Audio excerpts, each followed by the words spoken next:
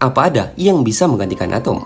Pembahasan yang bikin sakit kepala. Oke, kita mulai dari atom. Atom bisa menyusun sesuatu karena ia tidak hidup sendiri. Di dalamnya ada inti atom atau nukleus yang berisi proton si partikel bermuatan positif dan neutron si penyeimbang massa yang netral. Nah, jumlah proton inilah yang menentukan identitas atom. Contohnya, 1 proton berarti hidrogen, 2 proton berarti helium, 6 proton berarti karbon, dan 74 proton berarti tungsten. Itulah sebabnya setiap unsur di alam punya nomor atom berbeda-beda. Karena begitu 1 proton ditambah atau dikurang, maka identitas unsur itu langsung berubah total menjadi unsur yang lain. Lalu di sekitar inti atom itu ada yang namanya elektron, yaitu partikel bermuatan negatif yang bergerak mengelilingi inti dengan energi tertentu. Nah, energi inilah yang membuat atom bisa berinteraksi dan berikatan dengan atom lain. Contohnya, ikatan ionik yaitu saat atom saling memberikan dan menerima elektron, ikatan kovalen yaitu saat atom saling berbagi elektron, dan ikatan logam yaitu saat elektron bebas mengalir di antara banyak atom. Dan dari ikatan-ikatan inilah terbentuk molekul, lalu senyawa, lalu material kompleks, hingga akhirnya menjadi benda-benda yang kita lihat dan sentuh setiap hari, termasuk tubuhmu sendiri. Dan sampai di sini kita udah tahu kalau atom itu adalah kunci utama terbentuknya kehidupan. Jadi kalau ada pertanyaan, apakah ada yang bisa menggantikan atom? Jawabannya sampai saat ini belum ada, karena tidak ada entitas lain di alam semesta ini yang punya peran yang sama seperti atom dalam menyusun segala bentuk materi yang kompleks. Dan kalau pertanyaannya, kenapa atom tidak bisa digantikan, Min? Ya balik lagi, seperti narasi di awal, karena atom punya 3 kemampuan unik yang tidak dimiliki partikel lain, yaitu membentuk struktur stabil, memungkinkan reaksi kimia, serta menciptakan ikatan kimia. Dan otomatis tanpa 3 kemampuan ini tidak ada zat padat, cair, gas, bahkan api. Walaupun secara teori memang energi bisa berubah menjadi materi seperti yang dijelaskan oleh Einstein, tapi pada akhirnya energi yang berubah menjadi material kompleks, ia tetap ujung-ujungnya bakal membentuk partikel-partikel atomik juga. Jadi bukan sesuatu yang dapat menggantikan atom, melainkan cara lain untuk menciptakan atom baru. Contohnya, unsur-unsur buatan seperti nihonium, moskovium, dan oganeson, di mana mereka lahir dari tabrakan energi murni, dan hasil akhirnya tetap atom juga. Dan terima kasih untuk account